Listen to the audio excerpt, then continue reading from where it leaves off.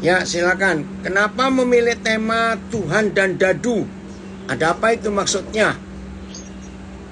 Ya, seperti kita ketahui ya, kemarin ada tema tentang sandwich, Ya, generasi sandwich, generasi sandwich yang ya.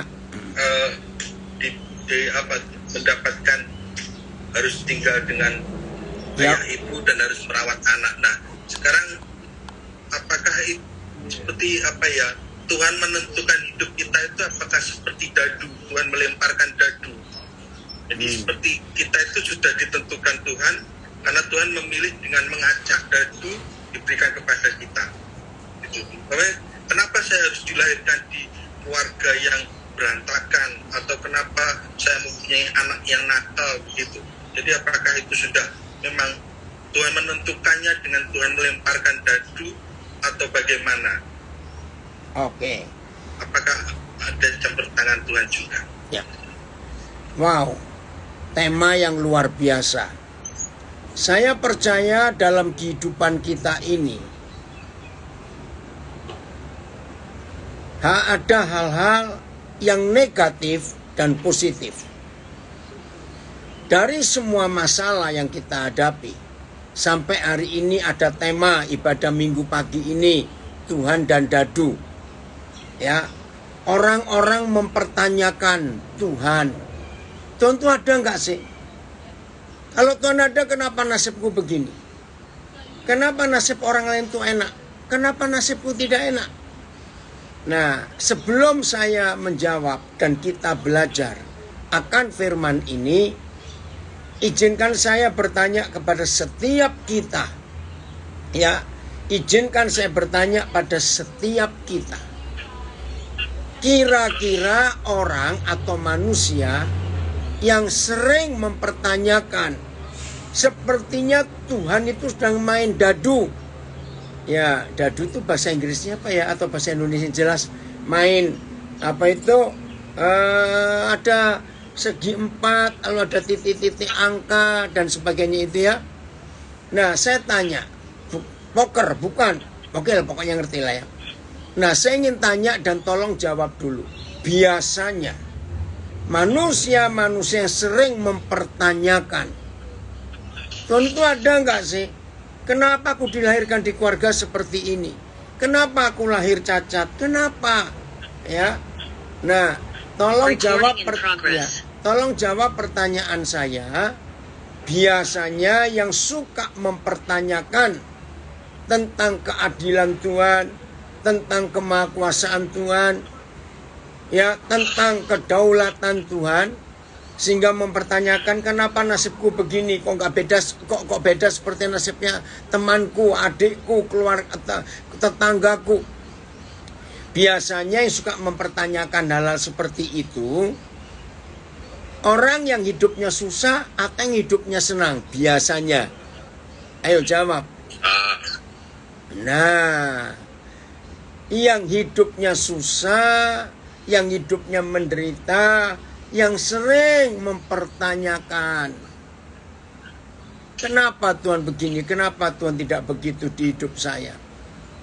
Nah, tapi orang-orang yang dalam kata positif hidupnya, sukses, berhasil, kaya, semuanya itu pasti nggak pernah mempertanyakan Tuhan. Ya, oke, ya, Angki, ya. Nah, Tuhan Yesus buat mujizat untuk kamu, Angki, ya. Percaya itu, ya. Jangan khawatir, ya. Ya. Jelas ya. Jadi yang mempertanyakan seringkali orang yang sedang mengalami hal yang susah, hal yang positif, hal yang negatif. Nah, saudara, sebelum kita membahas lebih jauh, maka kita akan mengenali dulu siapa Tuhan kita yang sempurna itu. Kita mulai dengan Yakobus 1 ayat 17. Yakobus 1 ayat 17. Nah, ini yang kita akan lihat dulu. Yakobus 1 ayat 17. Tadi Pak Pendeta Jeki Misa sudah kirim ayat Yeremia 29 ayat 11. Betul. Ya. Yakobus 1:17. Berapa terjemahan? Boleh. Ya, terima kasih. Ada yang memberikan penjelasan. Dadu itu seperti undian, seperti lotre. Ya, pokoknya kotak kecil ya, bisa dibuat dari apa saja. Setiap pemberian yang baik, setiap anugerah yang sempurna, setiap datangnya dari atas, diturunkan dari Bapa segala terang. Padanya tidak ada perubahan atau bayangan karena pertukaran. Terjemahnya agak sulit dimengerti. Ayat. Setiap pemberian yang baik dan setiap pemberian yang sempurna datang dari atas, diturunkan dari Bapa segala terang. Padanya tidak ada perubahan atau pertukaran bayangan. TL.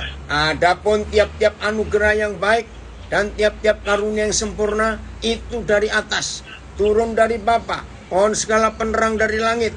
Maka ialah yang tiada berubah dan tiada berbayang perubahannya. PS.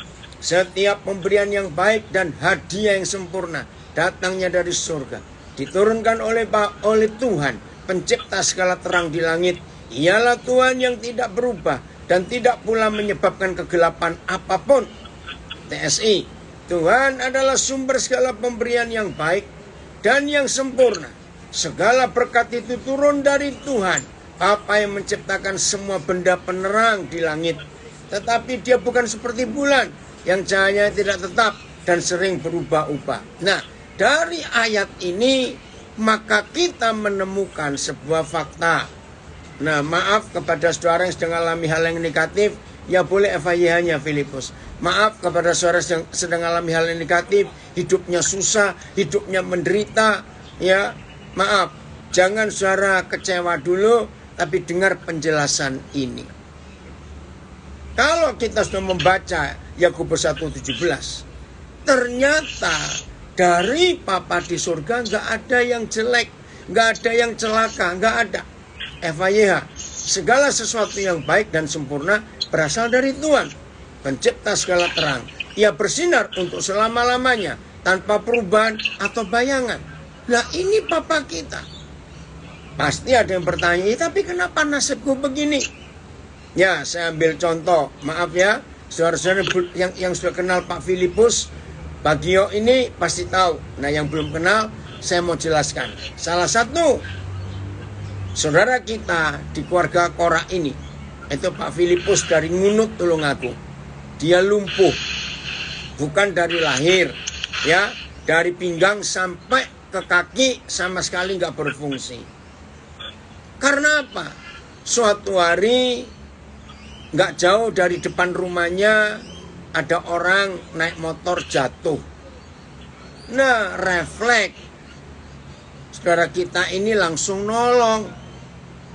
Baru mau nolong, ternyata pas memang kebetulan di depan rumahnya itu jalannya nikung, cukup tajam.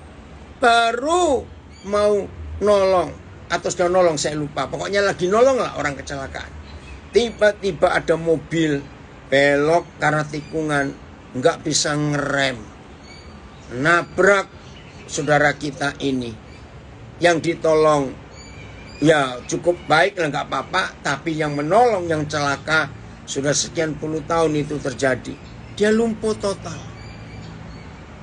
Nah, dalam cerita itu yang bawa mobil, yang nyetir mobil itu hamba Tuhan, kenalan juga, kenal dengan Pak Filipus ya.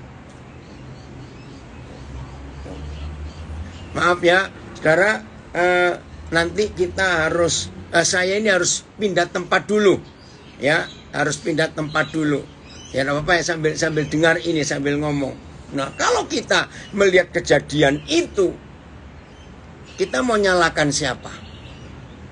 Ayo, kita mau nyalakan siapa? Ya, kita nggak bisa nyalakan siapa-siapa. Ya, apa mau nyalakan yang nabrak? Enggak juga. Lalu bagaimana? Nah, kita lihat sekarang, ya, kita lihat di Yeremia 29 ayat yang ke-11. Ayo kita baca ayat itu. Yeremia 29 ayat yang ke-11. Oke, kita lihat ya. Yeremia 29 ayat yang ke-11. Ayo kita perhatikan baik-baik ayat itu. Nah, Yeremia 29 ayat yang ke-11. Ya, tolong dibacakan. Ayo, ada yang baca di situ? Kita lihat ya. Tolong dibacakan. Yeremia 29 ayat yang ke-11. Kita lihat ya apa yang tertulis di situ. Rancangan Tuhan itu luar biasa. Sebab aku ini mengetahui rancangan-rancangan apa yang ada padaku mengenai kamu, demikianlah firman Tuhan, yaitu rancangan damai sejahtera dan bukan rancangan kecelakaan, untuk berikan kepadamu hari depan. Saudara bisa bayangkan, yang Tuhan rencanakan itu nggak ada yang celaka. Semuanya itu yang baik, yang sempurna. Nah, maka itu kalau ada hal-hal yang tidak baik dalam kehidupan kita, nah di sini kita mempertanyakan. Nah, nanti kita akan diskusi ya, kenapa ada kejadian seperti itu. Kita akan diskusi sebentar lagi ya untuk melihatnya itu. Maaf ya, sebentar. Udah bisa dengar yang Zoom? Sudah, Pak. Udah ya. Nah, setelah kita membaca Yeremia 29 ayat 11, ternyata ada hal-hal yang kita harus pelajari. Mengapa ada kejadian-kejadian yang tidak mengenakan dalam hidup kita. Nah, padahal dua ayat ini jelas sekali, bukan? Yakobus 1 ayat 17 dan Yeremia 29 ayat 11. Nah, agama itu adalah satu-satunya kelompok manusia ya yang punya konsep pengenalan akan Tuhan. Itu enggak sempurna. Nah, di mana enggak sempurnanya pengenalan akan Tuhan? Dari semua tokoh, semua agama itu, maaf, Tuhan itu maha kuasa. Betul. Tidak ada agama yang tidak membicarakan kemahakuasaan Tuhan. Tetapi, nah ini kita harus tahu. Tetapi, yang maha kuasa itu mau bekerja sama dengan manusia. Recording in progress. Nah, jadi saya ulangi. Yang maha kuasa itu mau bekerja sama dengan manusia. Nah, maka itu dalam hidup kita, kalau kita tidak mengenali Tuhan, ya, kalau kita tidak bisa mengenali Tuhan yang bisa bekerjasama dengan manusia, maka selalu kita akan menyalahkan Tuhan. Dikit-dikit salahkan Tuhan, dikit-dikit menyalahkan Tuhan.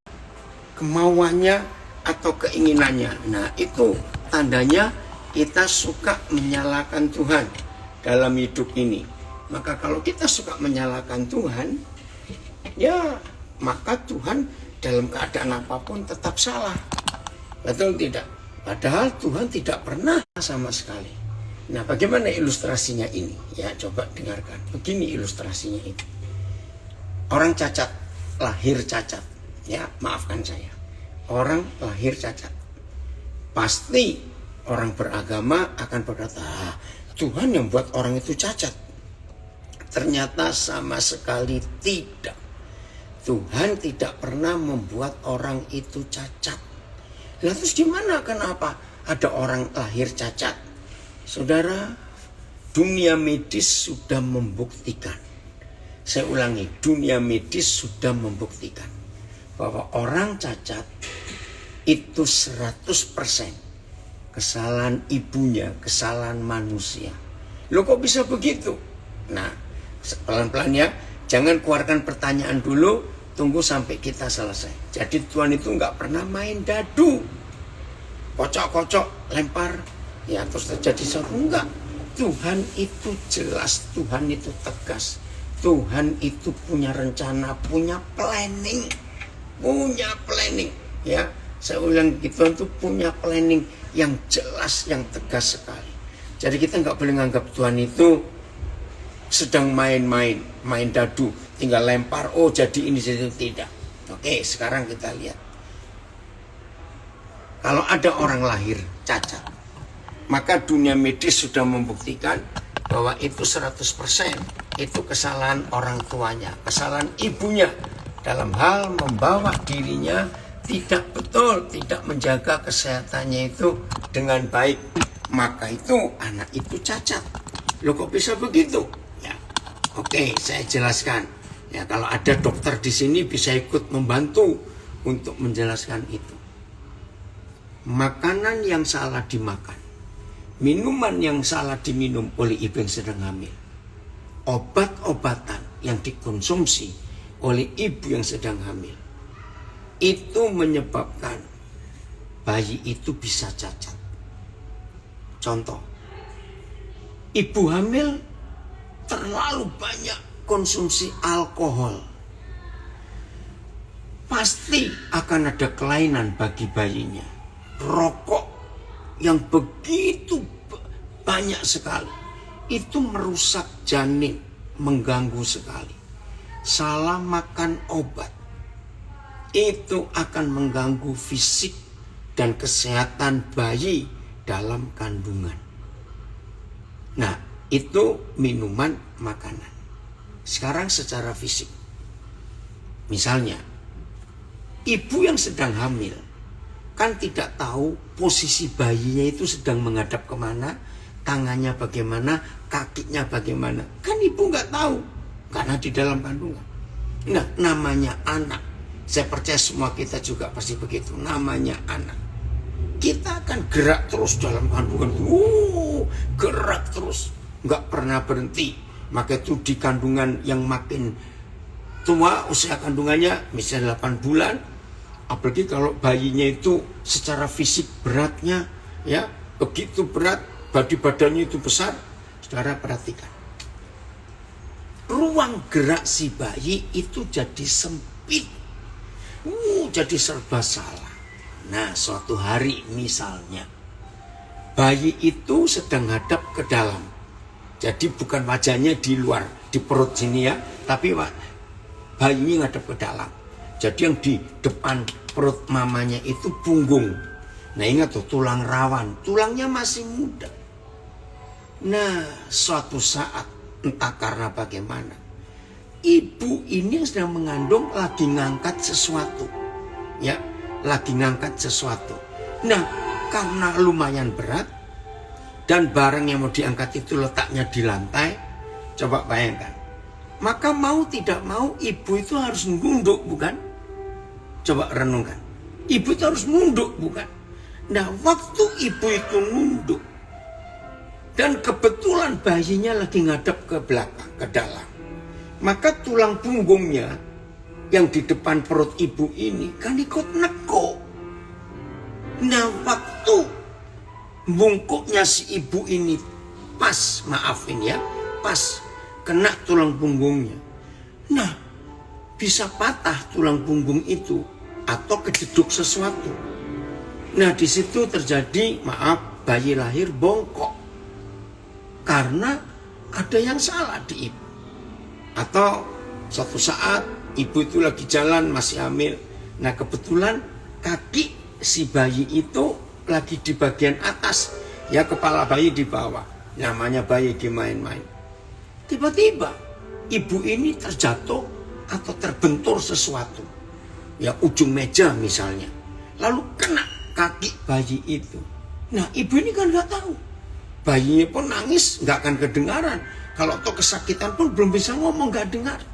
Nah, kena kakinya itu, maka ada sesuatu yang salah di tulang kaki anak ini. Nah, apakah itu salahnya Tuhan? Ya jelas tidak. Karena Tuhan sudah buat betul-betul, ya, maka itu jangan salahkan Tuhan, ya. Bentar ya. Kalau kita mempercayai konsep ini, ya, maka kita nggak bisa menyalahkan Tuhan. Karena semua harus kerjasama, ya. kita harus kerjasama untuk menyelesaikan semua itu, berjalan bersama dengan Tuhan. Kalau kita mau mempercayai prinsip ini, wah, hidup ini akan luar biasa. Ya, sungguh luar biasa. 2 hari yang lalu, saya kenal satu keluarga, anaknya 3. Laki-laki, perempuan. Nah, nggak tahu bagaimana keluarga ini. Anak yang nomor 2 itu sangat berhasil hidupnya. Tapi yang nomor 1, bahkan nomor 1 pernah cerai. Yang nomor 3 perempuan, begitu rajin kerja. Maaf, sampai kurang waktu. Sehingga dia nggak sempat mikir bagaimana menikah. Nah, namanya orang tua, ya ibunya kontak saya. Bagaimana anak kami nomor 3 ini? Kok belum menikah, usia sudah begitu. Nasib kami kok jelek sekali. Anak kami nomor 1 gagal pernikahannya. Kenapa? Tuhan tidak membuat anak kami sama seperti anak nomor 2 yang sukses itu. Nah, saudara, saya ajak bicara pelan-pelan. Ya, saya ajak bicara pelan-pelan. Maaf ya, saya cuma tanya. Bagaimana anak nomor 1 waktu masih kecil? Iya. Oh, tolong di mute ya. Ya. Saudara, ternyata ini kisahnya. Ketika anak pertama mereka lahir, ekonomi keluarga itu belum pulih, belum kuat. Ya, ketika anak pertama lahir. Lalu kakek nenek dari pihak papa, ya, dari anak ini yang mengasuh, ya, anak itu. Nah, Nana ini diasuh oleh kakek nenek. Dan kita semuanya tahu, biasanya kakek nenek pasti akan memanjakan anak. Dan itu wajar, kakek nenek memanjakan anak. Nah, setelah anak kedua lahir, anak pertama ini sudah awal SD, baru ikut balik ke papa mamanya. Dan kebetulan ekonomi sudah mulai mapan. Saudara bayangkan, anak kandung dari satu papa, satu mama. Anak pertama diasuh oleh kakek nenek karena keadaan. Anak kedua diasuh langsung. Didikannya beda. Nah, anak pertama ini manjanya luar biasa. Sebab waktu besar di rumah kakek nenek, nggak pernah diajar tanggung jawab. Kakek neneknya punya pembantu juga. Jadi anak pertama ini sejak kecil sudah siap semuanya. Orang Jawa bilang cemepak. Jadi anak ini nggak bisa kerja, nggak bisa ini. Nah, waktu saya jelaskan itu kepada mereka, mereka baru ngerti, oh pengaruh, sangat besar. Pengaruh anak-anak waktu masa pertumbuhan dengan siapa anak itu bertumbuh. Itu sangat mempengaruhi. Nah, dari contoh-contoh ini saudara, maka kita belajar. Hidup ini harus penuh dengan tanggung jawab. Kata itu penting. Hidup ini harus penuh tanggung jawab. Nah, di dalam tanggung jawab itulah kita ini diajar jadi manusia yang betul. Maka itu kita lihat 2 contoh di Perjanjian Lama. Adam dengan Yusuf. Kapan mereka dinikahkan? Ya, kapan mereka dinikahkan? Jawabannya bukan karena umurnya, tapi karena tanggung jawabnya. Itu mereka dinikahkan. Jadi setelah Adam menyelesaikan semua tanggung jawabnya, baru Tuhan menikahkan Adam. Aduh, ini ada yang komen di Facebook. Saya dulu diasuh oleh nenek dan bude saya. Susah. Benar yang dikatakan pengajaran ini. Saya hasil salah asuh. Tapi percayalah, Tuhan tetap bisa merubah semuanya itu. Karena Tuhan itu sayang kita semuanya. Oke, jadi ini yang kita perlu tahu dalam hidup kita, saudara. Nah, akhirnya ketika saya menceritakan itu, orang tua ini baru ngerti. Oh, itu perbedaannya. Bukan nasib, bukan. Ya karena salah dari awalnya itu. Nah, saudara, coba di antara kita yang hari-hari ini sedang menanyakan sesuatu kepada Tuhan. Kenapa aku begini? Kenapa aku begitu? Kiranya hari ini saudara menyadari. Periksa ke masa lalu kita. Semalam saya di WA oleh seorang. Panjang sekali WA-nya.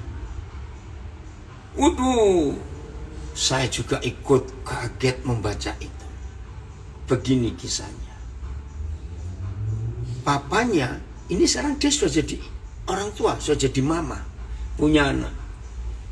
Tapi sejak kecil, anak ini gak disayang oleh ayahnya. Bahkan ibunya meninggal ketika anak ini belum umur 3 tahun. Lalu dia hidup dengan ibu tiri. Nah, yang teringat di memori anak ini adalah kata-kata papanya. Papa ini gak pengen punya anak kamu. Waktu itu, waktu saya baca itu saya kaget, saudara. Papanya itu bilang begini. Kamu harus tahu ya, aku ini memperkosa mamamu waktu itu. Dan gak tahu kalau kamu jadi. Waduh.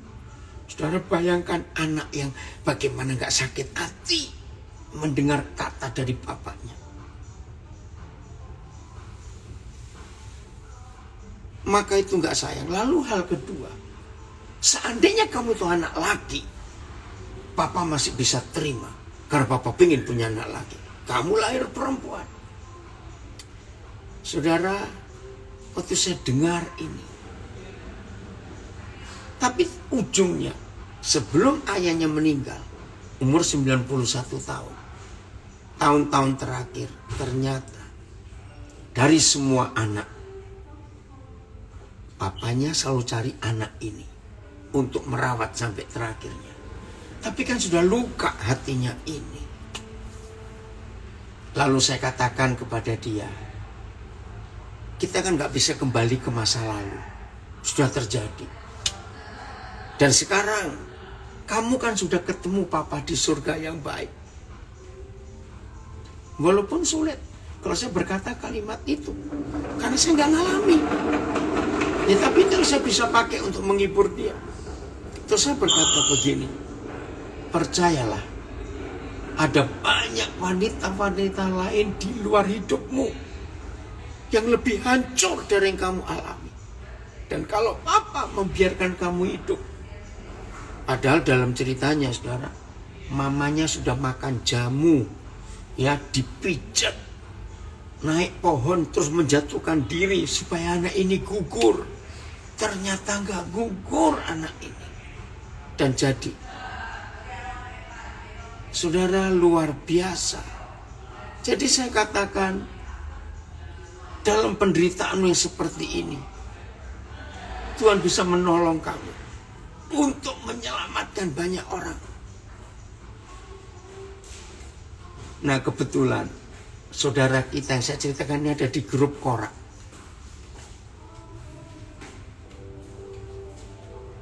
Tolong yang sempat ikut, saya nggak tahu, saya nggak ngecek apakah saudara ini ikut atau tidak. Nah, papi minta ya, kalau setuju chattingmu itu papi akan upload ke Korak, tapi namamu nggak papi masukkan, supaya jadi berkat buat banyak orang. Terus terang, waktu saya baca itu, saya itu sampai, sejahat itu manusia ya. Lalu saya katakan, setan marah pada hidupmu karena kamu mau dibunuh tapi nggak mati-mati.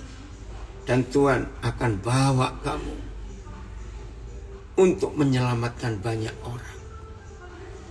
Saudara, coba saudara cari di Google tokoh wanita dunia namanya Oprah Winfrey. Ya, cari. Aduh, itu luar biasa Oprah Winfrey itu. Saudara, dia diperkosa oleh ayah tirinya. Umur 13 tahun dia melahirkan. Tapi karena dia masih terlalu muda, maka bayi yang dilahirkan itu meninggal. Hancur hidupnya. Dan setelah itu mamanya gila karena narkoba. Aduh. Ada yang komen lagi, ada yang cerita di Facebook, saya salah satu anak tertolak itu juga. Tapi luar biasa nak, Tuhan sudah ubah hidupmu sehingga kamu menolong banyak orang. Nah, dalam pertumbuhan hidupnya, Oprah Winfrey ini tidak sakit hati, tidak dendam, tidak merenungi nasibnya, ya, tidak mengurung diri, saudara. Tapi dunia diberkati oleh Oprah Winfrey ini. Dia menjadi salah satu wanita terkaya di dunia setelah Ratu Elizabeth yang baru meninggal itu. Oprah Winfrey ini salah satu wanita terkaya di dunia. Sekarang dia mendirikan berapa banyak asrama-asrama wanita untuk gadis-gadis di Afrika yang hidupnya hancur karena keluarganya hancur. Oprah Winfrey dengan uangnya, karena kekayaannya luar biasa, dia mendirikan sekolah-sekolah untuk menyelamatkan mungkin sudah jutaan anak-anak perempuan yang hidupnya hancur. Wah, terima kasih Filipus, saya tunjukkan ya. Ini Oprah. Coba ya, Oprah Winfrey. Sebentar ya, saya tunjukkan yang di Instagram dan Facebook. Lihat, itu orangnya. Ya, cari di Google. Lihat tuh, kalau kita lihat wajahnya penuh senyum, ramah. Siapa tahu, siapa ngira hancur hidupnya. Sejak umur 13 tahun sudah punya anak. Sejak umur 9 tahun dia diperkosa berkali-kali. Bayangkan. Tapi dia jadi berkat. Ada gambar-gambar lain Filipus yang bisa ditunjukkan? Ya. Oh, itu umur 50 tahun. Sekarang sudah mungkin hampir 70-an kali dia. Oh ya, lahir 54. Ya. Oh, itu ada bahasa Indonesianya. Wah, kekayaannya 2,7 miliar dolar. Ya, masuk daftar miliarder di dunia. Ya. Oh, pakai nama Alkitab. Orang tuanya memberikan namanya Oprah seperti yang terdapat di Alkitab. Tapi sang bidan yang mencatat kelahirannya tidak dapat mengeja dengan baik, sehingga namanya menjadi Oprah. Orpa kali ya. Oke, yaudah, terima kasih. Tolong ya, yang ingin lihat kisahnya nanti saudara cari sendiri. Baik, kita lanjutkan sekarang. Nah, itulah hidup yang mau jadi berkat. Tidak merenungi nasib, saudara. Tidak tertuduh ya, tapi hidupnya penuh dengan sukacita. Nah, maaf ini Filipus kalau papa nyebut langsung namanya. Ya kalau dipikir ya, Filipus itu salah apa? Nolongin orang kok malah ditabrak. Dan sekarang cacat. Tapi Filipus dan kecacatanmu, berapa banyak orang yang Tuhan berkati lewat hidupmu. Maka itu hari ini Filipus, ayo bangkit. Nah, jadi dari beberapa kesaksian ini saudara, kita tahu Tuhan tidak sedang bermain dadu. Tidak. Tuhan itu bukan penjudi yang main dadu, untung-untungan. Dia punya rencana yang luar biasa. Kita buka sekarang Mazmur 139. Itu Papa kita yang luar biasa. Ya, mulai ayat 13. Mazmur 139 mulai ayat yang ke-13. Kita lihat itu sungguh luar biasa. Oke? Ya. Mazmur 139. Ya. Mazmur 139 mulai ayat yang ke-13. Ya, untuk kita merenungkan, untuk kita belajar ya apa yang Tuhan inginkan dalam hidup kita.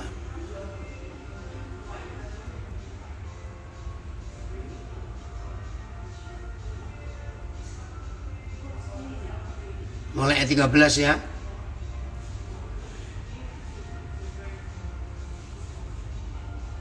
Ya. Dengarkan firman ini. Sebab engkaulah yang membentuk buah pinggangku, menenun aku dalam kandungan ibuku. Membentuk, merajut, menenun setiap manusia di dalam kandungan. Ayat 14. Aku bersyukur kepadamu oleh karena kejadianku dahsyat dan ajaib. Ajaib apa yang kau buat, dan jiwaku benar-benar menyadarinya. Luar biasa. Saudara, ini Papa kita. Tulang-tulangku tidak terlindung bagimu ketika aku dijadikan di tempat yang tersembunyi, dan aku direkam di bagian-bagian bumi yang paling bawah. Matamu melihat selagi aku bakal anak, masih embrio, dan dalam kitabmu semuanya tertulis hari-hari yang akan dibentuk sebelum ada satu pun daripadanya. Dan bagiku betapa sulitnya pikiranmu ya Tuhan, betapa besar jumlahnya. Jika aku mau menghitungnya, itu lebih banyak daripada pasir. Apabila aku berhenti, masih saja aku bersama-sama Engkau. Saudara, lihat firman ini. Jadi sejak kita masih dalam kandungan, Papa sudah menenun kita. Ada kata merekam. Saya mau gunakan dua kata ini, menenun dan merekam. Itu dahsyat. Nah, bagi saudara yang belum pernah melihat langsung orang menenun, cari di internet. Kagum. Ya, maka itu saudara, sejak dulu saya itu sangat menghargai dan sangat menyukai kain-kain tradisional Indonesia. Hari ini Hari Batik Nasional. Saya bersyukur untuk Tuhan membuat batik itu. Nah, tadi pagi saya nulis karena saya belajar dari negara Finlandia. Nah, yang belum sempat baca tulisan saya tadi pagi tentang Hari Batik, dengarkan hari ini. Dari Finlandia saya itu menemukan hebatnya batik. Begini kisahnya. Finlandia sampai hari ini negara yang paling hebat dalam dunia pendidikan setelah Israel. Ya, apa hebatnya Finlandia? Ingat viral berapa hari yang lalu, Finlandia itu satu-satunya sistem pendidikan di dunia nggak pernah ada PR, nggak pernah ada ulangan, nggak ada. Keren, karena memakai prinsip Alkitab. Nah, saya lupa tahun berapa, kira-kira tahun 60-an awal. Salah satu menteri Finlandia, ya, saya lupa nama menteri ini, itu menanyakan kepada stafnya, coba cari tahu di dunia, ya suku bangsa apa yang punya seni, tapi seni itu nggak pernah bisa dikatakan salah kalau mereka buat itu. Nah, saya nggak tahu bagaimana caranya mereka mencari. Lalu mereka menemukan sistem batik. Nah, itu luar biasa. Nah, saya ringkas saja karena waktu. Nah, ternyata para pembatik, nenek moyang, khususnya nenek moyang orang Jawa, ya, itu sudah diberi hikmat yang luar biasa oleh Papa di surga. Waktu batik, ya, ingat tuh, bukan pelukis tapi membatik. Tiba-tiba kecoret, salah. Jalurnya harusnya turun ke kanan, kok dia naik ke kiri. Seret gitu loh. Mungkin kena senggol atau mungkin karena kepreset atau apa, pokoknya salah. Nah, para pembatik tidak pernah berkata itu salah.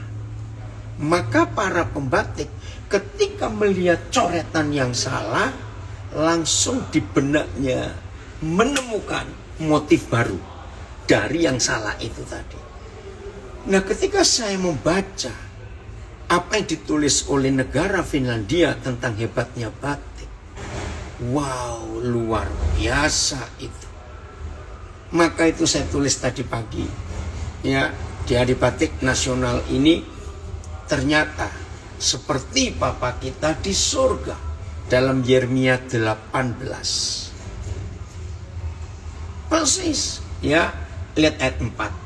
Apabila bejana yang sedang dibuatnya dari tanah liat di tangannya itu rusak, maka tukang periuk itu mengerjakannya kembali menjadi bejana lain menurut apa yang baik bagi pemandangannya. Nah, tidak kebetulan ya kalau Pak Filipus memilih tema Tuhan dan Dadu, dan hari ini kita belajar bahwa nggak ada yang salah. Kalau toh ada kesalahan dari tangan manusia, ini kan tangan penjunan ini salah buatnya, atau tangan yang salah dari pembatik. Ternyata para pembatik dan penjunan itu tidak pernah menemukan kata salah. Dia akan menemukan hal baru dari yang salah itu. Jadi rekan-rekan, saudara-saudara yang ikut bergabung tentang konsep Tuhan kok seperti main dadu, hidupku kok jelek nasibnya, kenapa aku begini, kok gak seperti dia, gak seperti orang itu, gak seperti tetanggaku. Hari ini kita akan menemukan, begitu setan buat salah, Tuhan buat itu jadi baik. Maka itu Roma 8:28. Betul Budi, luar biasa. Roma 8:28. Papa selalu ikut bekerja dalam segala sesuatu untuk mendatangkan kebaikan buat kita yang mengasihi Dia. Ya, Roma 8:28. Baik, saya baca karena sudah ditayangkan di sini. Iya.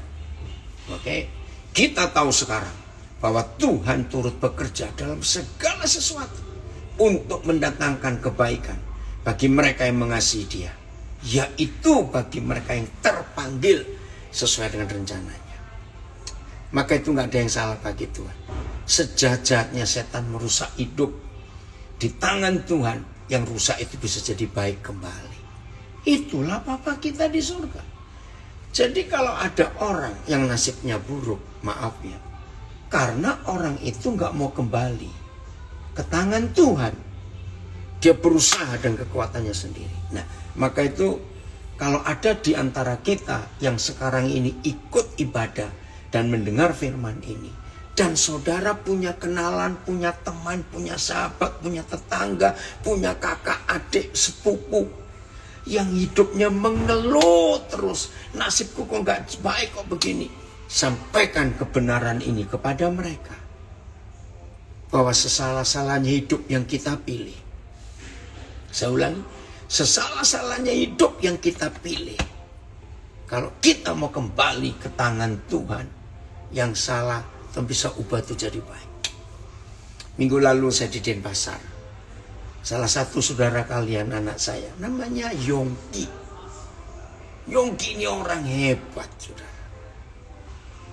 Waktu dia umur 16 tahun lebih, hampir 17. Dia kerja di sebuah perusahaan pemotongan baja di Waru, Sidoarjo, Jawa Timur. Nah, pas jam istirahat, dia lagi sandaran di satu besi, ya tempat pemotongan baja itu. Nah, nggak tahu bagaimana. Yang salah siapa juga nggak tahu. Tiba-tiba di ujung sebelah sana, orang mulai kerja dan tekan tombol untuk mesin itu jalan. Nah, Yongki lagi sandaran begitu, dia kaget. Karena kaget, refleks tangannya masuk begitu. Saudara, kepotong tangannya itu sampai hampir lengan atas. Stres hidupnya.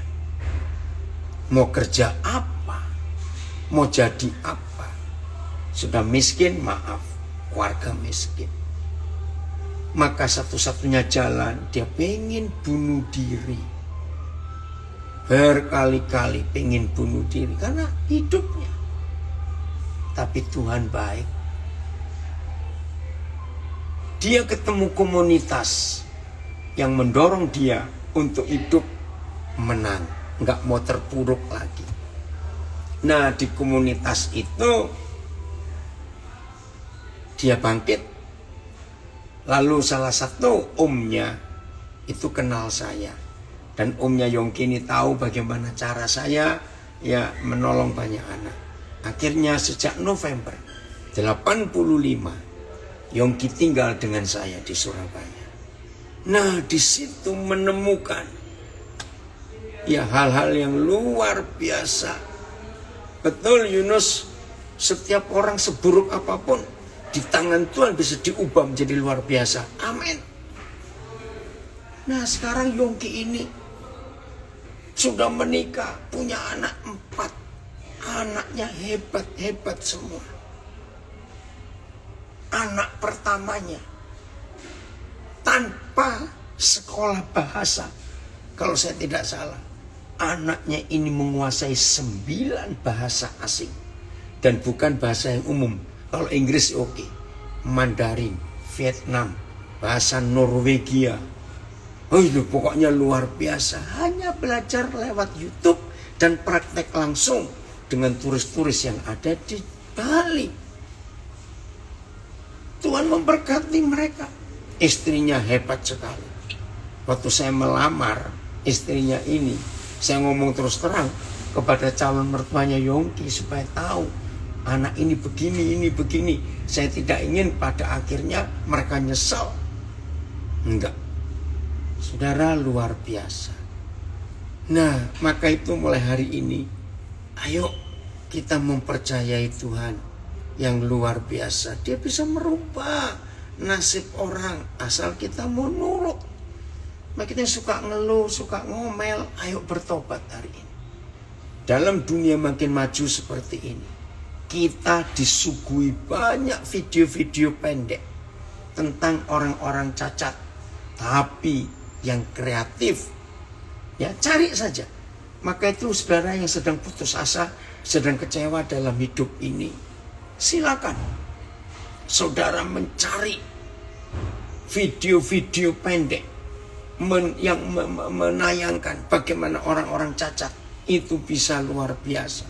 Ingat berapa waktu yang lalu saya viralkan video saya dapat dari anak saya juga, wanita yang nggak punya tangan kanan kiri, nggak punya, tapi bisa menikah, punya anak 2, bisa nguncir rambutnya, bisa dandanannya cantik sekali, hanya pakai kaki semuanya. Masak juga pakai kaki, pakaikan celana untuk anaknya pakai kaki.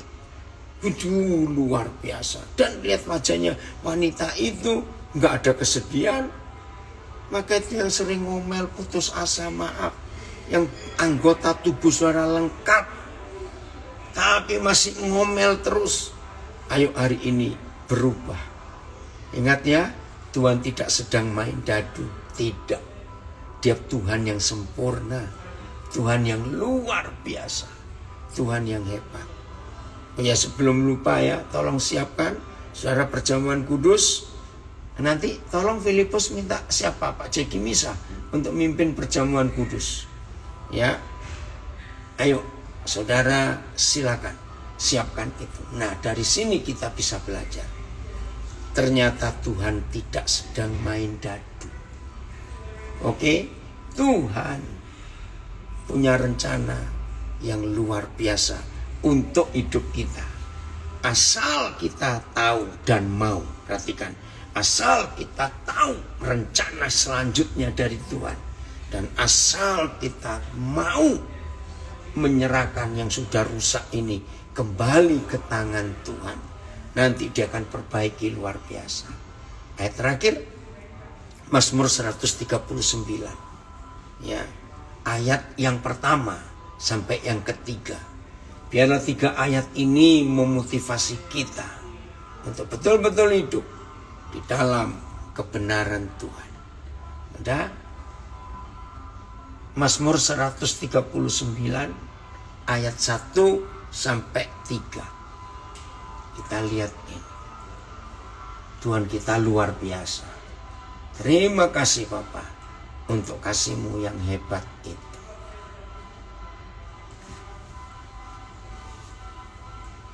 Enggak. 139 Filipus, maaf. 139.